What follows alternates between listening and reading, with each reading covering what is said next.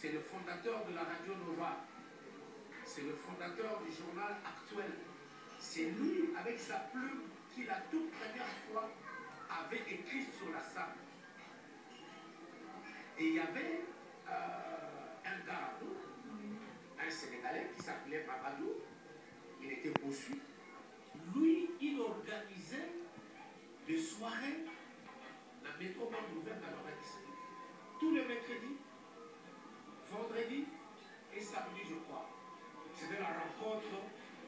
Il y avait du art, il y avait sapeur. Juste pour venir faire des défis. Il n'y avait pas d'arbitrage, mais juste là, des défis. Là, on a bien pour les cailloux. Règle dans vos états, là, on a bien pour les cailloux. Le phénomène, on a ça. C'est un phénomène, mon corps. On a le bel en trop, on a la tabakine, on a l'emba. C'est un phénomène, mon monde, c'est le cerveau, c'est en cause. Cerveau, c'est en cause, à côté d'un milieu, à Congolais, à Brazzaville. Ce que le cerveau, c'est en cause. Abenga Masanaye, parce que Masanaye, le cerveau, c'est qui n'a petit n'a rien mon père, il a trop Paris, ça n'a pas Paris. Sodius. Abenga Sodius, non, il faut que ça soit. Qu'est-ce que ça va? Parce que Paris, c'est un Sodius, Paris, c'est un Niarkos. On va avoir la biso, c'est quoi, tu as l'idée.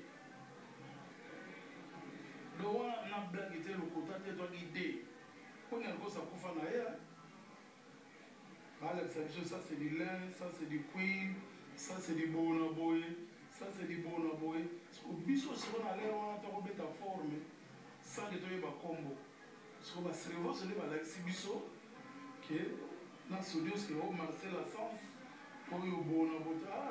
Donner tout cuir, biso bien en capot. Ti, biso de wana to yeba. Biso de wana. De wana nani tozoyeba de moto sona kombo tozoyoga de. Biso jour wana to yeba. Le bon lugar c'est comment yeba nani en vieux yo a moto en vérité na minute le la vérité de wana boza nani. Ota la ko mo moto de. Matenga bena wota na komo na. Ya ebi bene tozangi de. Ya zogi den complet ya den ya vert. Il y a une à Bruxelles, il y a une complet à faire, il y a une chemise à lino, il y a verre cassé, verre bouteille, Paris, vous tapez ça, il y a Marseille, la Sens. Il y a un moment qui est biso, naïe, toyeba.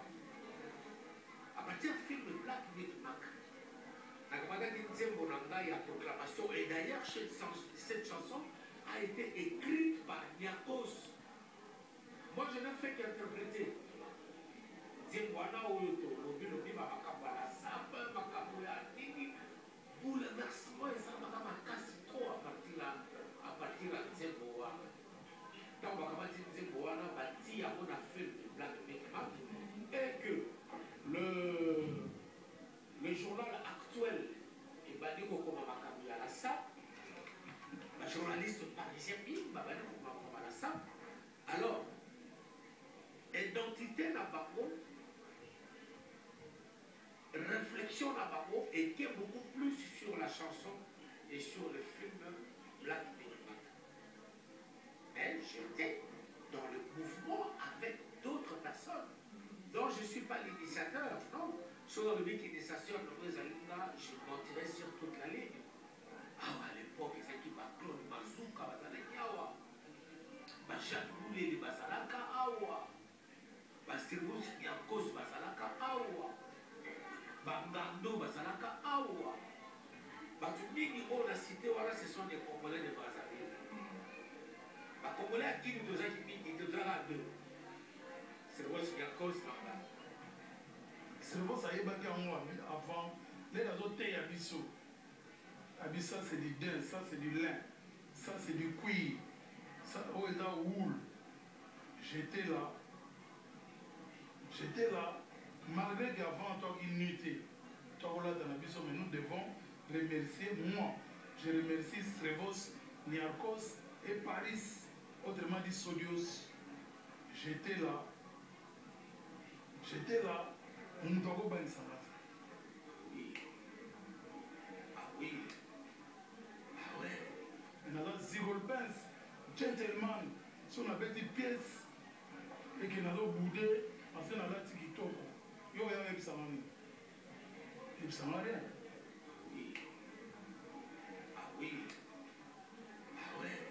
Nana omona malgré bango basala idéologie batangaka komona nga te nga naza kwa mambo kwa ngolo zonzo mfumumpa ata liwambi badia nsengedi fa disasa chilemba nzao tozo comprendre 10 fois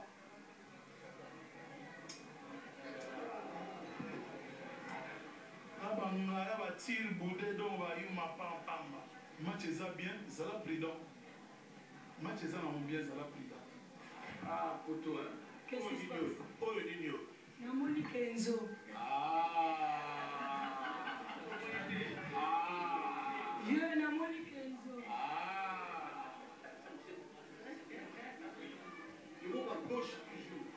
Mais yoza wana oza komona bozondima note ata oza bote mais alluré ozo comprendre alluré donc ata oza bote mais alluré donc c'est ça neti nga na bote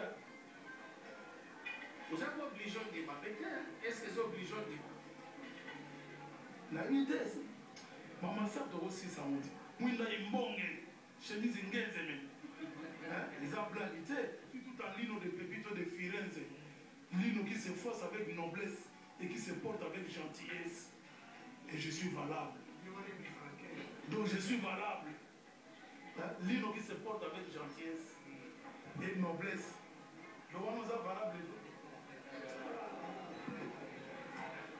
abanga ya batire boude donc bayuma pampamba ozo comprendre nga ya batire boude bangaya ayebi rien ozo comprendre mais bakoma neti basapele nakama bato bakomomona bango basapele misusu mpo oke mpe bakango mesure sur mesure eza eloko mosusu me bakango mesure eza eloko mosusu abanga ya batire boude donc bayuma pampamba ozo comprendre nga ya batire boude bangaya toro sans allure ngaya toro sans allure oyebi nini mpona butu obika na okoto dute so na bolo na mwa mosika na okoto mene ntango na pusa na pembeni natali mena finition a boato sur mesure eza eloko mosusu me bakango mesure eza eloko mosusu bakango mesure okenda tala classeur eza ya molai abanga ya batire boude donc bayuma pampamba ozo comprendre nga ya batire boude bangaya bahistoire ya makambo bilamba faut jamais oublier Stevos Niakos parce que ebele baza na barepresente ya Niakos na kati ya Kisasa bazwaka bilele epa Niakos barepresentaka na kini mais biso tokosalaka toefase bato olingi otiaka yo moko danse eza ndenge wana te mpo mondele andimaka te moto akufa azondima ye toujours que histoire esalamaki bato basalaka histoire bazali ndenge na bazali owa soki olati blouson osambeli nzambe ya kosa pembeni ya biso blouson na mboka oyo